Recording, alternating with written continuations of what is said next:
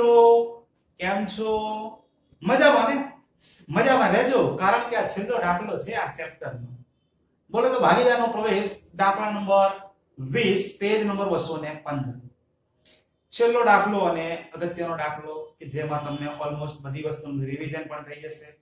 તો ચાલો ત્યારે શરૂઆત કરીએ. અને બીજી વસ્તુ શરૂઆત કરીએ એ પહેલા આ જે દાખલો છે ને થોડો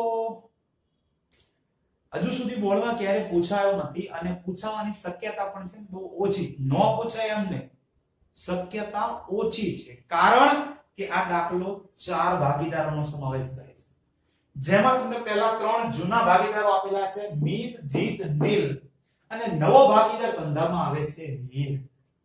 આવો 4 ભાગીદાર વાળો દાખલો હજી સુધી તો બોર્ડમાં પૂછાયો નથી, પણ શક્યતાઓ પણ ઓછી જ છે.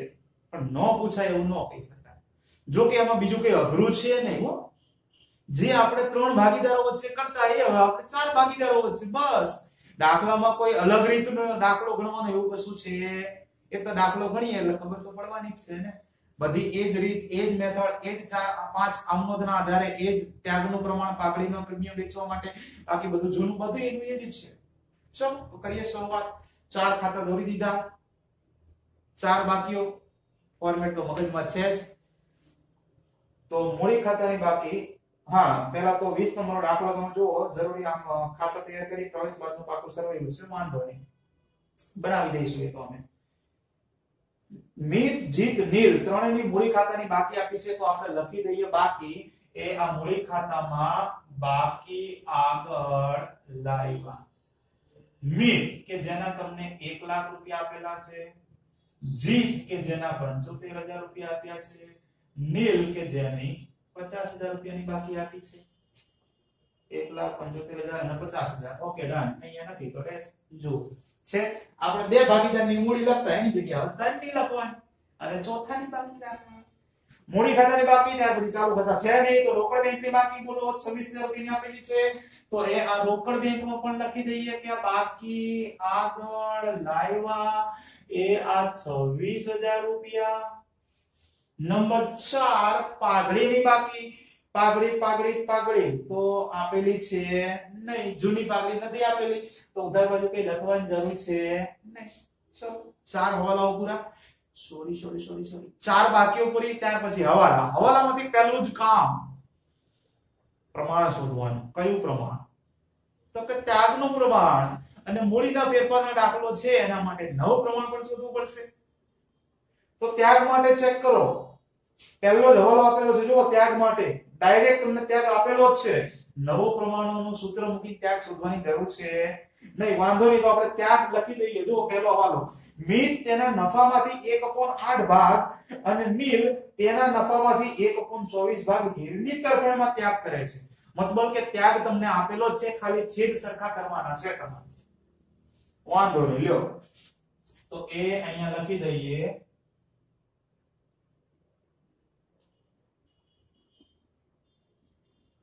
મિતનો ત્યાગ ઇઝ ઇક્વલ ટુ, મિત કેટલો ત્યાગ કરે છે? તો કે આ 1/8. ત્યાર પછી બીજો જે ભાગીદાર ત્યાગ કરે એના નામ લખવાના, બધાના નહીં. નીલનો ત્યાગ, નીલ કેટલો ત્યાગ કરે છે? 1/24. ત્યાગ હંમેશા જૂના ભાગીદારો જ કરે, પણ અહીંયા તો તમને આપેલું જ છે કે કયા કયા ભાગીદાર ત્યાગ કરે છે. તો જે ભાગીદાર ત્યાગ કરે એના જ નામ. આ બે ભાગીદાર ત્યાગ કરે છે, ખાલી છેદ સરખા કરવાના છે. 1/24. તો 8 ના અહીંયા આગળ પણ તમારે 24 લાવવાના છે. બોલો તો 8 ના કેટલા વડે ગુણીએ તો 24 થશે? 8 તરીના 24. તો જેટલા વડે નીચે એટલા જ વડે ઉપર. તો 3 એકા 3. 3/24, 1/24. પ્રમાણ કાઢો તો કયું આવશે? 3/1. લો, ત્યાગનું પ્રમાણ તો તમને મળી ગયું 3/1. પણ ત્યાગનું પ્રમાણ મળે તો હજી નવું પ્રમાણ શોધવું પડશે ને. તો નવા પ્રમાણનું સૂત્ર આગળ આવી ગયું ને, ખબર છે ને? લાસ્ટ લેક્ચરમાં પણ લખ્યું હતું આપણે, જૂનો ભાગ માઈનસ ત્યાગ. હા, એ સૂત્રનો એપ્લાય કરવાનું. અહીંયા આગળ પહેલા હેડિંગ આ આપી દઈએ, ત્યાગનું પ્રમાણ આપણે શોધ્યું ને. આ ત્યાગના પ્રમાણ માટેની ગણતરી હતી. હવે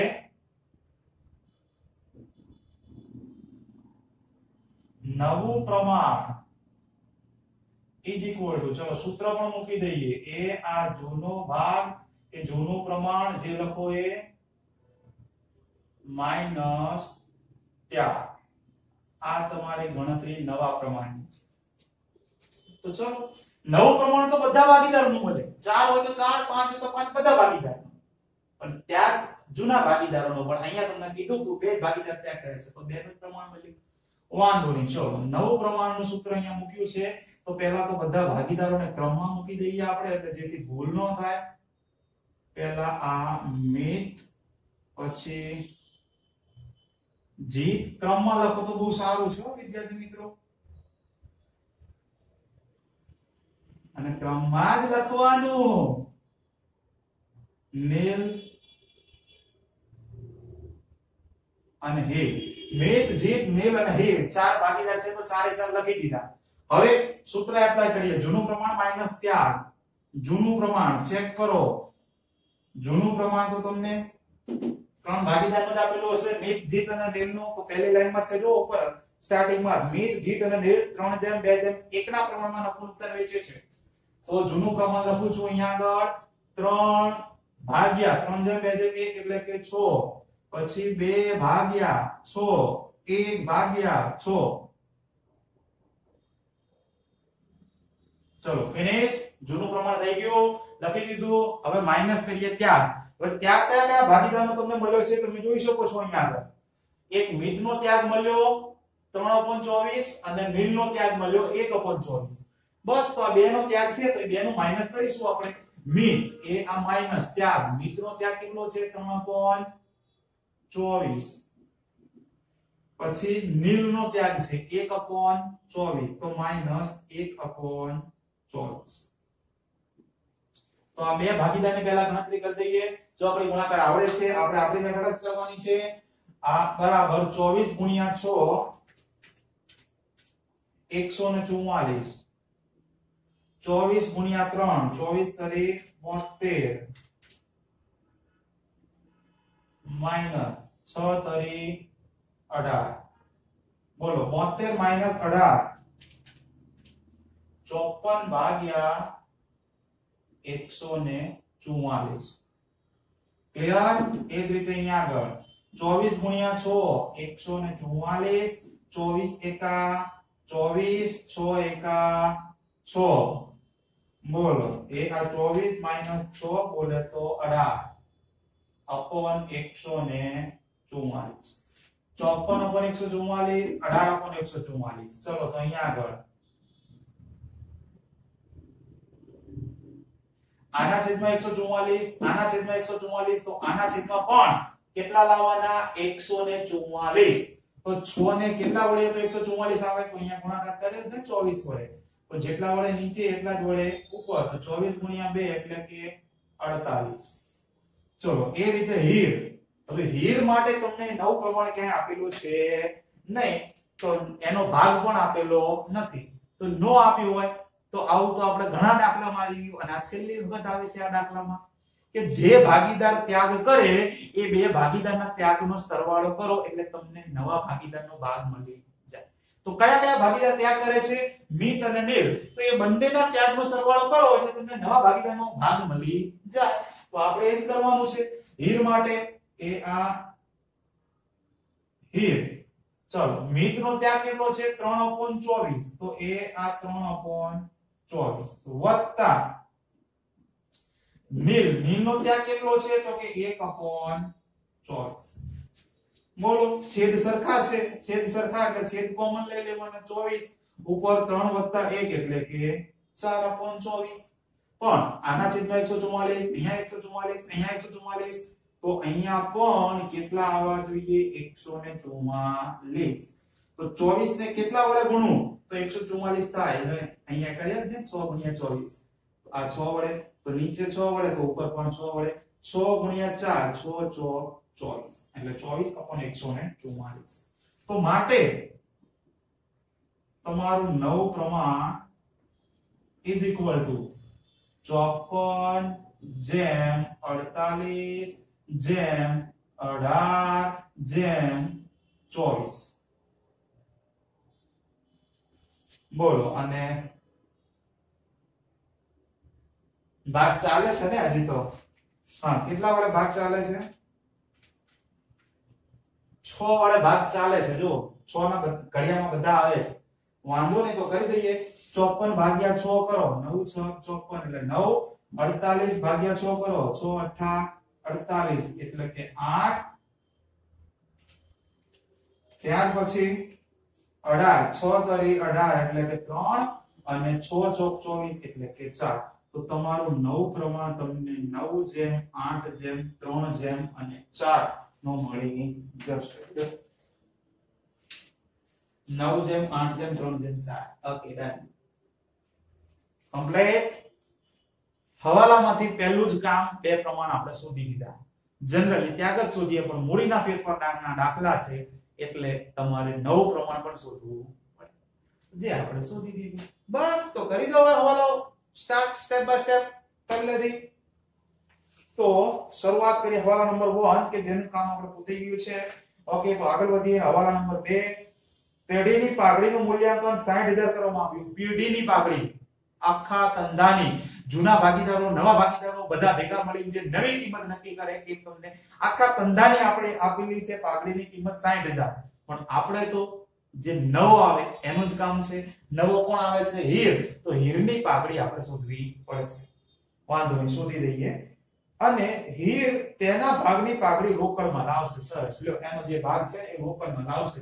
પણ એનો ભાગ હજુ તમને અહીંયા આગળ ક્યાં આપેલો છે નહીં. પહેલા તમે ત્યાગનું પ્રમાણ શોધ્યું, પછી આ નવું પ્રમાણ શોધ્યું અને નંબર 3 ની અંદર હવે તમે નવો ભાગીદાર જે છે ને હીર એની પાઘડી શોધો છો.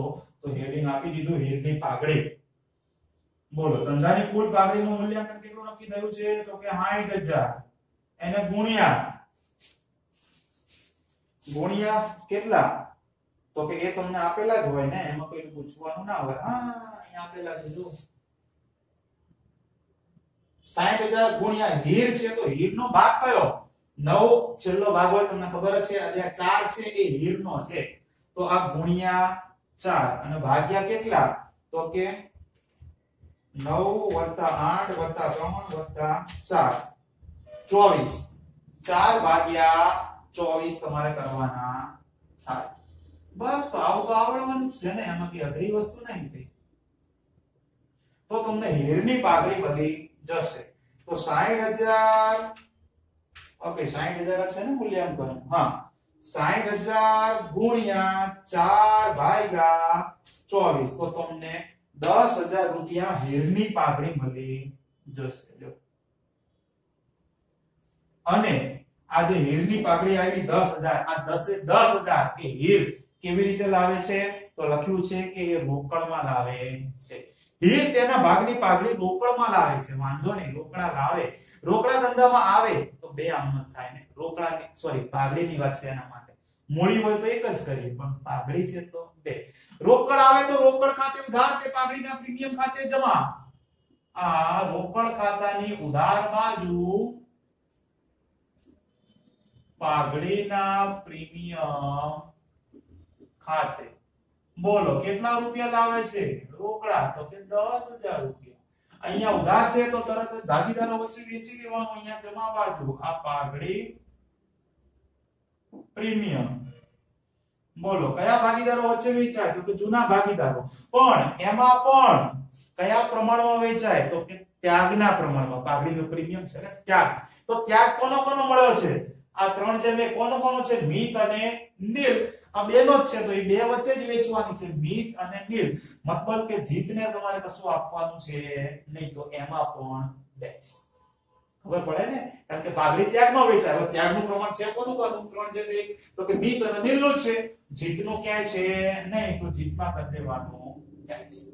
તો વાંધો નહીં, જે 10000 રૂપિયા મળ્યા એને આ 3/1 માં વેચીએ તો ગુણ્યા 3 ભાગ્યા 4 એટલે કે 7500 રૂપિયા આ મિતના ખાનામાં આવે. તો આ 7500. તો બાકી કેટલા રહે? તો 10000 માંથી 7500 જાય 2500 રૂપિયા આવે. આવી રીતે લખી ચેક કરી જ લેવાનું કેલ્ક્યુલેટરમાં, ભલે તમને આવડતું હોય. આ 2500 રૂપિયા નીલના ખાતામાં ઓકે, એ ભૂલ કરવાની નહીં, ભલે આપણે હોશિયાર જ છીએ. હા બસ, તો વેચી દીધી, સિમ્પલ. આગળ વધીએ. આગળનો હવાલો, હવાલા નંબર 3. રોકાણોની બજાર કિંમત 52,000 રૂપિયા છે, જે ચોપડે લાવવી. વાંધો નહીં, લાવી દઈએ. ચલો, જૂના કેટલા છે રોકાણો? 60,000 ના રોકાણો છે. રોકાણો આપણી મિલકત છે, તો મિલકત આપણે લખીએ, મિલકત ડાણા બાજુ. આ રોકાણો કેટલાના છે? તો કે 60,000. નવી કિંમત કેટલી લાવવાની કીધી છે? તો કે 52,000 રૂપિયા ચોપડે લાવવાની છે, તો એ આ 52,000 લખ્યા. હવે 60 માંથી 52 ક્યારે થાય? તો કે જ્યારે એની અંદર ઘટાડો થયો હોય. કેટલો ઘટાડો? તો કે 8,000 નો. 60 માંથી 52 ક્યારે આવે? તો કે 8,000 નો ઘટાડો થયો હોય તો જ 52 થાય. હવે રોકાણો ખબર છે ને, બે વસ્તુ માટે ગલ્લા ચેક કરવાના, કારીગરો માટે અને રોકાણો માટે. જે 8,000 નો ઘટાડો થયો એ 8,000 નું ધંધામાં નુકસાન થયું. રોકાણોની કિંમત 60,000 હતી, પણ નવી કિંમત કેટલી આવી? 52,000. એટલે 8,000 નું નુકસાન થયું છે. તો નુકસાન ભરપાઈ કરવા માટે રોકાણ વધઘટ કે રોકાણ અનામત એવું કઈ ગલ્લો છે કે નહીં? ચેક કરો મૂડી દેવા બાજુ. તો કે હા, રોકાણ અનામતનો ગલ્લો આપેલો છે. બોલો, તો ગલ્લામાં કેટલા રૂપિયા પડ્યા છે? તો કે 20,000 રૂપિયા પડ્યા છે ને? રોકાણ અનામત કેટલું? 20,000 રૂપિયા. તમારું નુકસાન કેટલું ભરપાઈ કરવાનું છે? 8,000 નું.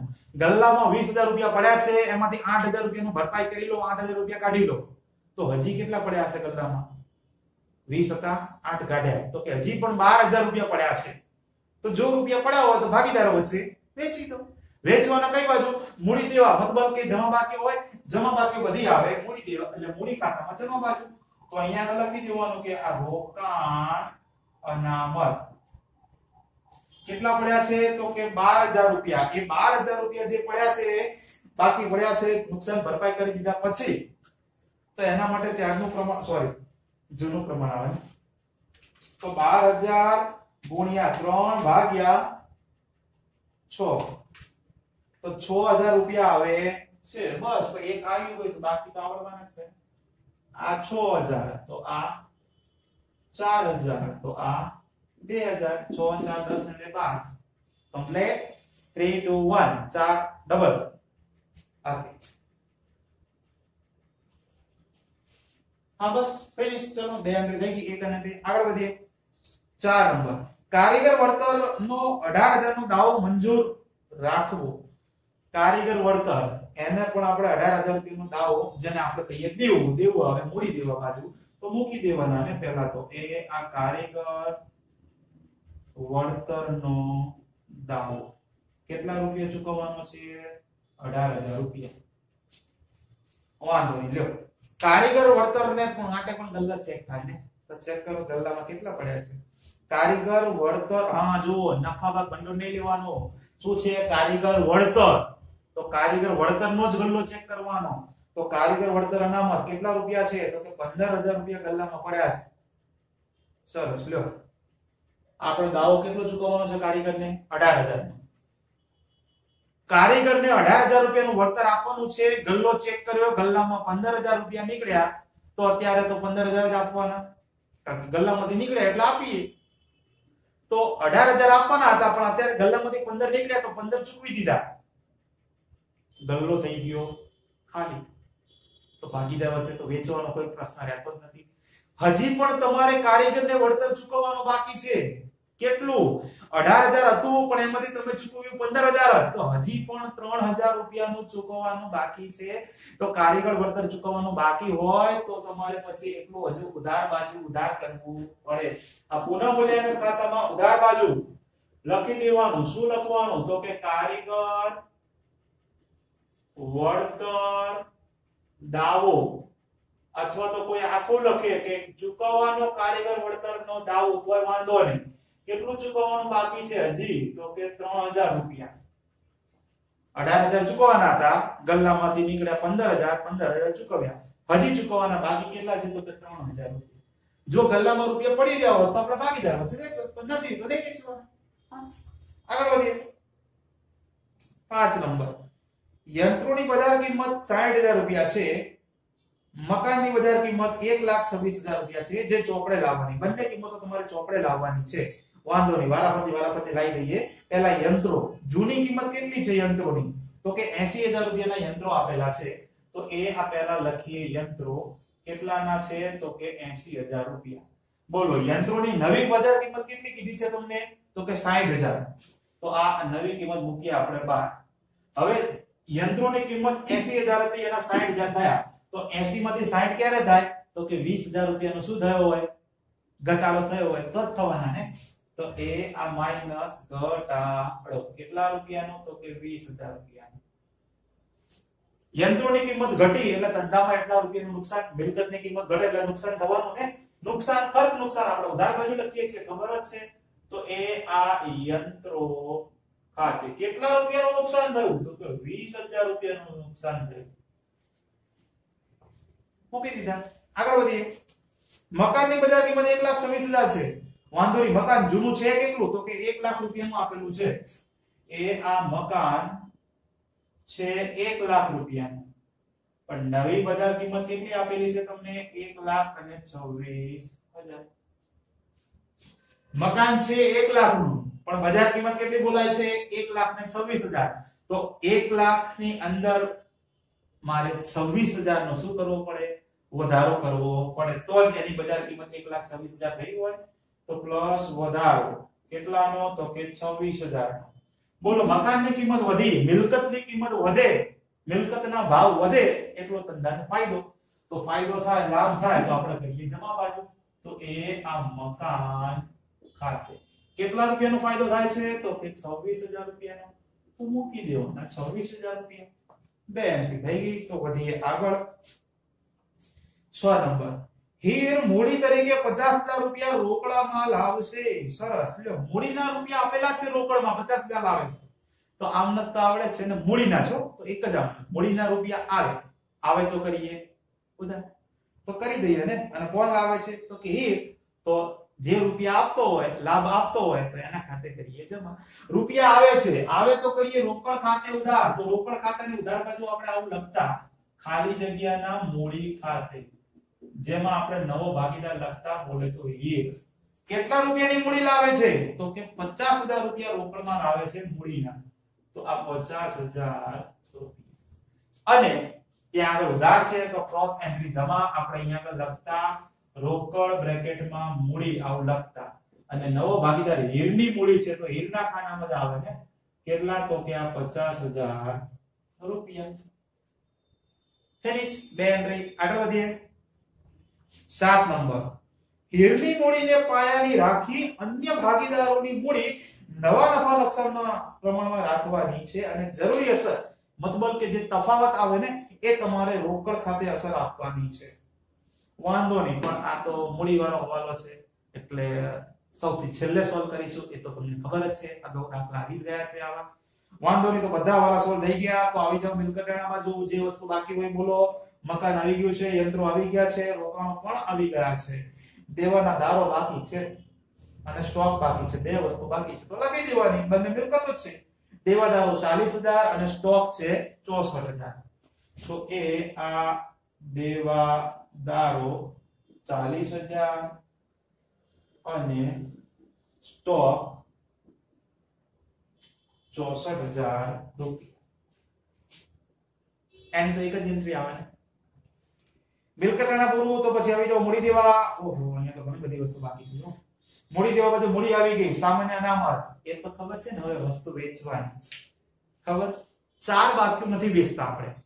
કઈ કઈ યાદ કરાવી દઉં. છેલ્લો દાખલો છે એટલે આ ચેપ્ટર નો એમ. તો કારીગર નફા ભાગ ભંડોળ, કામદાર બચત ખાતા, પ્રોવિડન્ટ ફંડ, ગાલખાત અનામત. 4 બાકીઓ વેચવાની નહીં. મતલબ કેમ નહીં વેચવાની? તો કે 3 જે છે પહેલા એ પેઢીનું દેવું છે અને ગાલખાત અનામત જે છે એ જોગવાઈ છે, એના માટે વેચવાની હોતી નથી. તો એ સિવાય જે એન્ટ્રી આપી હોય બધી વસ્તુ કઈ બાજુ વેચવાની? મૂડી દેવા બાજુ છે ને. મતલબ કે જમા બાકી તો જમા બાજુ વેચવાની. સામાન્ય અનામતના જે તમને 12,000 રૂપિયા આપેલા છે તો એ 12,000 રૂપિયાને ઓકે જૂના ભાગીદારો, જૂનું પ્રમાણ, જૂના 3 ભાગીદારો છે તો 3 વચ્ચે વેચવાનું. કારણ કે જૂનું પ્રમાણ ચેક કરો, 3 ને 3 નું આપેલું હશે. તો એ આ સા અનામત. હવે સા અનામત એટલે તમે સમજી ગયા બરાબર, કારણ કે મારી પાસે છે ને પછી જગ્યાનો અભાવ છે. ઓકે, એ તો તમે સમજો છો. 12000 રૂપિયા 3000 2001 માં વેચો તો જો કે હમણાં જ વેચે તો 12000 ને આ રહ્યો એમાં એક છે તો આ 6000 આ 4000 અને આ 2000 થઈ ગયા. 6 4 10 ના 12. આગળ વધીએ. રોકાણ અનામત તો એ તો આપણે વેચી દીધું છે.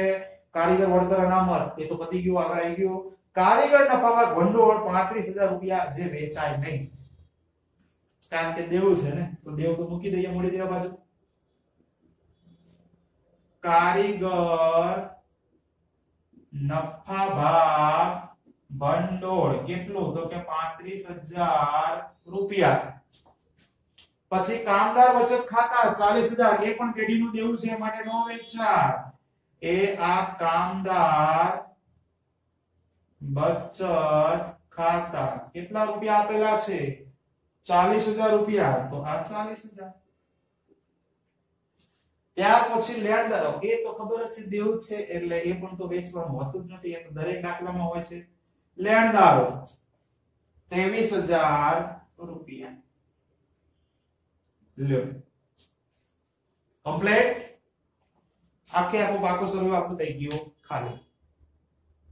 બસ તો કરવા લાગો ટોટલ યાર કેલ્સી નો સદુપયોગ કરવા લાગો. બોલો કેલ્સી નો સદુપયોગ કરવાની જરૂર છે નહીં કારણ કે 26000 વધારે છે ને, આ બાજુ તો 3 ને 20 23000 થવાના. તો આ 26000 રૂપિયા ઉધાર બાજુ પણ 26000 26000 માંથી 23000 રૂપિયા જાય 3000 રૂપિયાનો તફાવત આવે જેને આપણે પુનઃ મૂલ્યાંકન ખાતાનો નફો કહીએ છીએ. તો જે જૂના ભાગીદારો બોલે તો મિત જીત નીલ આ ત્રણ વચ્ચે જૂના ભાગીદારો જૂનું પ્રમાણ બોલે તો 3:2:1 આપ્યું છે ને એ પ્રમાણમાં વેચવું. તો 3000 ગુણ્યા 3 ભાગ્યા 6 1500. ઓકે 1 1500 3 2 પછી આ અને 1 એટલે કે 500. 500 ના ડબલ 1000 ને પછી બીજા 1500 એટલે 500 એટલે 1500. 3 to 1 1500 1000 ને 500. અહીંયા ઉધાર છે તો ક્રોસ એન્ટ્રી જમા આ પુનઃ મૂલ્યાંકન ખાતાનો નફો. મિતના ખાનામાં લખવાના 1500, જીતના ખાનામાં 1000 અને નીલના ખાનામાં 500. અહીંયા આગળ ડેક્સ. ઓકે હવે આપણે સોલ્વ કરવાનું જે તમને કહ્યું છે એ 7 નંબર વાંચો. હીરની મૂડીને પાયા તરીકે રાખી. આવો પાયાવાળો દાખલો અગાઉ આવી ગયો છે. પાયા મતલબ આધાર. આધાર તરીકે તમારે મૂડી રાખવાની છે. જો આ પાયાવાળો દાખલો તમને કહી દઉં આપણે આગળ ભણી ચૂક્યા છીએ. જે સ્ટાર્ટિંગમાં જ એકાદો દાખલો હતો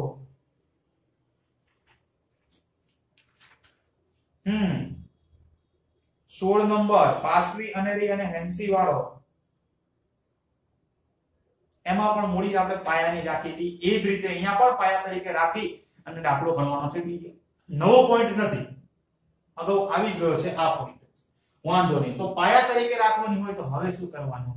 પાયાની રાખી જે તફાવત આવે એ તમારે રોકડ ખાતે અસર આપવાની છે અને મૂડી પાયાની રાખવાની છે હીરની અને જે અન્ય ભાગીદારોની મૂડી તમારે નવા નફા નુકસાનના પ્રમાણમાં રાખવાની છે. હવે નવા પ્રમાણમાં રાખવાની મતલબ કે નવી મૂડીની વાત કરી છે. નવી મૂડી બોલે તો આ બાકી આગળ લઈ ગયા. આ તમને આપી દીધેલી છે. આ મૂડી અહીંયા જે મૂડી આવે એ તમારે કયા પ્રમાણમાં રાખવાની છે? નવા નફા નુકસાનના પ્રમાણમાં. લખ્યું છે જોઈ વાળો 7 નંબરનો હવાલો છે ને. તો પાયા તરીકે રાખવાની અને પાછો કોને પાયાની રાખવાની છે તો કે હીરની મૂડી. હીરની મૂડી કેટલી છે તો જુઓ આપણે લખેલી છે જો કે હીરની મૂડી આ 50000 રૂપિયા. છતાં તમારે હવાલામાં જોવું હોય તો 6 નંબરનો હવાલો જોઈ લો, એના 50000 રૂપિયા આપેલા છે. તો હવે દાખલો કઈ રીતે ગણવાનો એના માટે અહીંયા કેલ્ક્યુલેશન ગણતરી ધ્યાનમાં રાખજો. સૌથી પહેલા બધા ભાગીદારો લખી દેવાના. મિત જીત નીલ અને નવો છે હીર. બધા ભાગીદારો લખી દેવાના બરાબર બરાબર બરાબર બરાબર અગાઉ આપણે આવું કરેલું જ છે હો બોલો હવે 9 પ્રમાણ લખી દો બધાનું 9 જેમ 8 જેમ 3 જેમ 4 એ આ 9 જેમ 8 જેમ 3 જેમ 4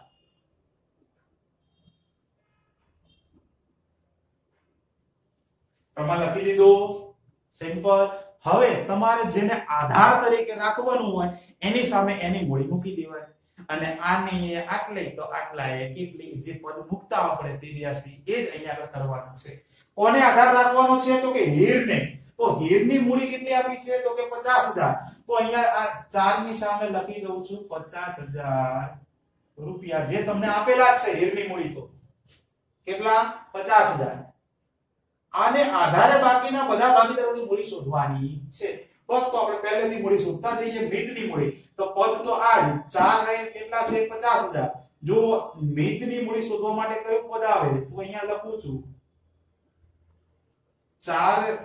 4 ભાગો હોય 4 એ કેટલા છે હીરના તો કે 50000 રૂપિયા મિતનો કયો ભાગ છે 9 કેટલો પ્રમાણ છે 9 તો 9 એ કેટલા લ્યો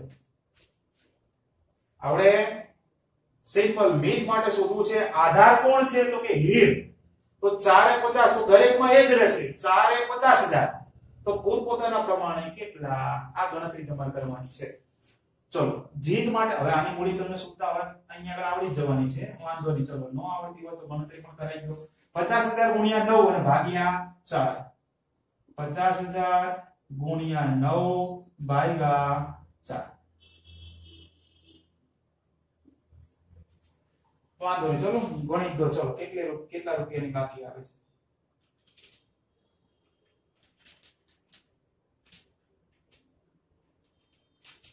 1,12,500 રૂપિયા આ કોની મૂડી આવી ગઈ મિતની હવે શોધીએ આપણે જીત બોલો જીત માટે પણ આ જ રીતની તૈયાર છે આધાર કોણ છે તો કે હીર હીરમાં 4 ભાગે 50000 તો અહીંયા પણ એ 4 ભાગે કેટલા તો કે 50000 તો જીતનો ભાગ કેવો છે 8 તો 8 ભાગે કેટલા બોલો હવે આવડે છે 50000 ગુણ્યા 8 ભાગ્યા 4 50000 ગુણ્યા 8 ભાગ્યા 4 બોલો કેટલા આવે 4 દુના 8 50 દુના 5 દુ 10 એટલે કે 1 લાખ રૂપિયા ચેક કરી જોવાનું ગણતરી તો કેલ્ક્યુલેટર છે તમારી પાસે નીલ આ જ રીતે હવે નીલની મૂડી આધાર કોણ છે પાયા તરીકે કોની રાખવાની છે તો કે હીર હીરના 4 ભાગે 50000 તો અહીંયા એક પદ મૂકવાનું કે 4 ભાગે 50000 તો નીલનો કેટલો છે 3 તો 3 ત્રીજા ભાગે કેટલી બોલો આવડે 50000 ગુણ્યા 3 અને ભાગ્યા 4 તો 50000 ગુણ્યા 3 ભાગ્યા 4 5 તરી 15 1,50,000 ભાગ્યા 4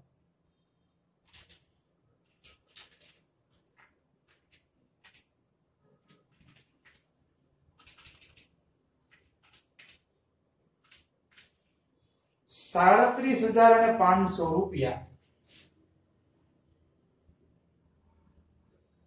લે 37,500 રૂપિયા આપે છે તો વાંધો નહીં લખી દે તો હવે તમને અહીંયા બધાની મૂડી મળી ગઈ મૂડી એટલે કઈ મૂડી મળી તમને આ મૂડી એટલે મૂડી એમ હવે નવી મૂડી બોલે તો બાકી આગળ લઈ ગયા મિતની કેટલી મળી તો કે આ 1,12,500 તો અહીંયા મૂકી દઈએ મિતના ખાનામાં જોઈ લેજો આ લખું છું થોડું ત્રાંસુ લખું છું 1,12,500 બોલો એ આ મૂડી કોની મળી ગઈ મિતની પછી જીતની મૂડી કેટલી મળી તો કે એ આ 1 લાખ રૂપિયા તો જીતના ખાનામાં આ એની મૂડી 1 લાખ રૂપિયા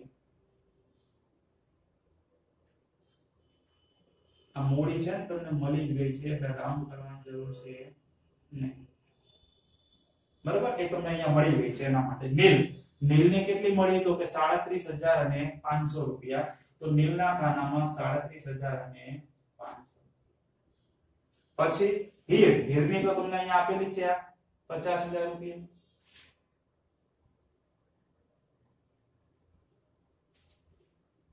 ફિનિશ બધાની મૂડી તમને મળી ગઈ નવી મૂડી બોલે તો બાકી આગળ લઈ ગયા મળી ગયું હવે શું કરવાનું છે જે તફાવત આવે ટોટલ કરવાનું બંને બાજુનું જે તફાવત આવે એ તમારે તફાવતની અસર રોકડ ખાતે લખી દેવાનું છે જ્યાં પણ તફાવત આવે ત્યાં તો વારાફરતી ચેક કરીએ સૌથી પહેલા નવ ભાગીદાર હીરનો કરીએ તો હીરનો તો 50 ને 50 સરખું છે બંને બાજુનું ખાતું સરભર થઈ જાય છે તો આ 50000 અહીંયા પણ 50000 તો કોઈ તફાવત આવતો નથી તો સારું ચલો નીલ નું અહીંયા જોઈ લેવાનું કેટલું છે 37500 પણ આ બાજુ વધી જશે ને કારણ કે 50000 તો ત્યાં જ છે તો આ 50000 વત્તા 2500 વત્તા 2 ને 2 4500 તો 57000 રૂપિયા ટોટલ થાય છે તો કે આ 57000 રૂપિયા કારણ કે વધારે છે આ બાજુ પણ 57000 રૂપિયા 57000 માંથી માઈનસ કરીએ 37500 અને 500 19500 નો તફાવત મળ્યો નીલનો આ શું મળ્યું તફાવત જે તમારે અસર કયા ખાતે લખવાની છે રોકડ ખાતે 19500 નો તફાવત મળ્યો વાંધો નહીં આ જ રીતે કરીએ જીતના અહીંયા છે 1 લાખ રૂપિયા અને આ બાજુ 1 લાખ નહીં થાય પૂરા વાંધો નહીં તો આ વધારે છે તો એ બંને બાજુ મૂકીએ 1 લાખ એ જ 1 લાખ અહીંયા આગળ અને 1 લાખ માંથી બધું માઈનસ કરીએ પહેલા 75000 માઈનસ કરીએ પછી 4 ને 4 8 8 ને 1 9000 રૂપિયા માઈનસ કરી દઈએ તો 16000 રૂપિયાનો તફાવત આવે છે જીતનો આ 16000 રૂપિયા તો તફાવત આવે તો ખબર જ છે ને રોકડ ખાતે બેનો પૂરું એ જ રીતે છેલ્લો ભાગીદાર મિત તો એનો કઈ બાજુનું વધારે આવે છે શક્યતા અહીંયા 112500 છે ઓકે આ બાજુ વધી જશે તો એ બાજુનું કરો પહેલા તો 1 લાખ રૂપિયા વત્તા 7500 વત્તા 6 ને 6 12 ને 1500 12 ને 13500 1,21,000 હા આજ વધારે છે તો બંને બાજુ મૂકી દઈએ 1,21,000 રૂપિયા 1,21,000 આ 1,21,000 માંથી 1,12,500 રૂપિયા માઈનસ કરીએ તો 8,500 રૂપિયાનો તફાવત મળે છે તો એનો તફાવત પણ આપણે લખવાનું તો છે રોકડ ખાતે લે કમ્પ્લીટ હવે આની બીજી અસર જ્યાં મૂડી ખાતામાં તમે ઉધાર બાજુ લખી છે રોકડ ખાતે અહીંયા ઉધાર છે તો રોકડ ખાતામાં જશે જમા બાજુ ઉધાર છે તો જમા બાજુ હવે કયા કયા ભાગીદારના ખાતામાં રૂપિયા છે તો મિત અને નીલ તો અહીંયા બે ભાગીદારના નામ આવશે એ આ મિતના મૂડી ખાતે અને નીલના મૂડી ખાતે રૂપિયા કેટલા તો કે મિત તરફથી 8,500 રૂપિયા અને નીલના છે 19,500 ચલો અહીંયા ઉધાર હતું તો ક્રોસ એન્ટ્રી જમા થઈ ગયું હવે અહીંયા રોકડ ખાતું જમા છે ને તો એ ક્યાં આવે ઉધાર બાજુ કોનું નામ છે તો કે જીત તો હવે અહીંયા આગળ લખીશું આ લખી દો અહીંયા આગળ ચલો જીતના મૂડી ખાતે કેટલા રૂપિયાનો તફાવત છે તો કે આ 16,000 રૂપિયા આટલું કરવાનું બીજું કઈ કરવાનું ચલો આ તો મૂડી આવી ગઈ છે તો મૂડી તો મૂકી દઈએ આપણે મૂડી દેવા બાજુ આ મૂડી કોની છે તો કે મિત જીત નીલ અને હીર ચારેની મૂડી બોલો મિતની 1,12,500 વત્તા કરતાનો ટોટલ 1,00,000 વત્તા 37,500 વત્તા 50,000. બોલો આ ચારેયનો ટોટલ બોલો કેટલું થાય છે એટલે મને થોડો આઈડિયો રહે ને.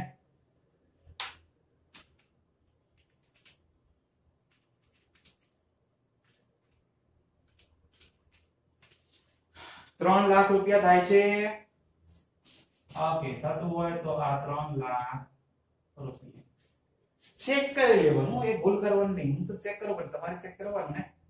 Okay done. ત્યાર પછી હવે રોકડ બેંક ખાતું બંધ કરી દઈએ. 26,000 વત્તા 50,000 વત્તા 10,000 વત્તા 16,000 રૂપિયા. 1,02,000 રૂપિયા આવે છે તો વાંધો નહીં, મૂકી દઈએ. 1,02,000 રૂપિયા, 1,02,000 રૂપિયા તફાવત લાવો તો એને કહેવાય બાકી આગળ લઈ ગયા. તો કેટલા રૂપિયા લઈ જવાના આવે છે? 1,02,000 માંથી 8,500 રૂપિયા માઈનસ કરો અને 19,500 રૂપિયા માઈનસ કરો તો 74,000 રૂપિયાની બાકી આવે છે. તો 74,000 અને એ બાકી એમને નીચે ઉતારી દેવાની, લખી દેવાનું રોકડ ઓબ્લિક બેંક. કેટલા રૂપિયા? તો કે 74,000. બસ તો હવે તો ટોટલ આવડે છે ને, પણ કરવાનું તો ખરું જ. જો કે બધું બાકી છે તો કરવાનું તો હોય જ ને. 3 લાખ વત્તા 35,000 વત્તા 40,000 વત્તા 18,000 વત્તા 23,000. બોલે તો 4,16,000 રૂપિયાનો સરવાળો આવે છે. 4,16,000. તો આ બાજુ પણ કેટલું થવું જોઈએ? 4,16,000 થવું જોઈએ ને. પણ ચેક તો કરી લેવાનું, એની ભૂલ કરવાની. 52,000 વત્તા 60,000 વત્તા 1,26,000 વત્તા 40,000 વત્તા 64,000 અને વત્તા 74,000. અરે વાહ, 4,16,000 રૂપિયા લ્યો.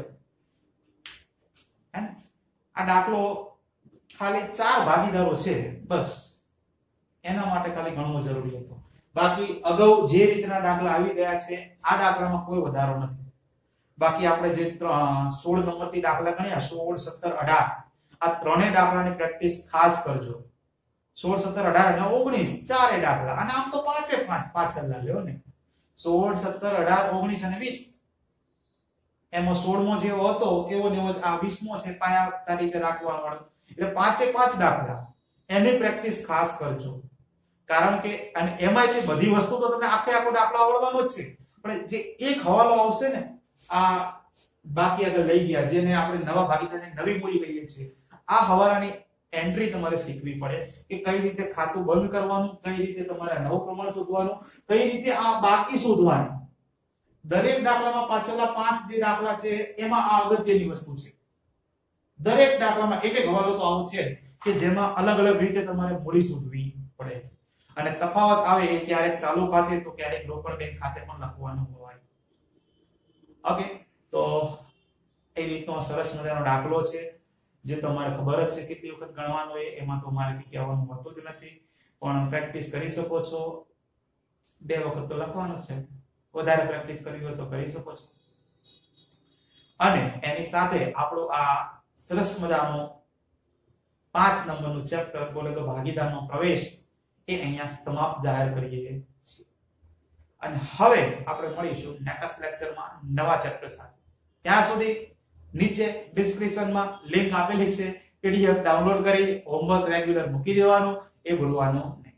ચલો બધાને જય Shri Krishna, Tata, bye bye, C you, અને પ્લીઝ ટેક કેર.